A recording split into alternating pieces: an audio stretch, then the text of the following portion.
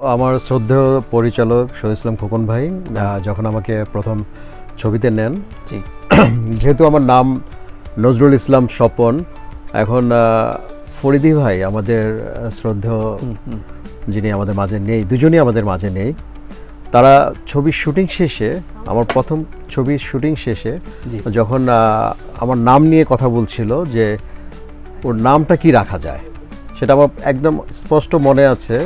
কক্সবাজার শৈবাল হোটেলে দুজনই বসা, পাশে ছিলেন আমাদের সুবর্ণা ম্যাম, এই তিনজন মিলে আমার এই নামটিকে রাখা।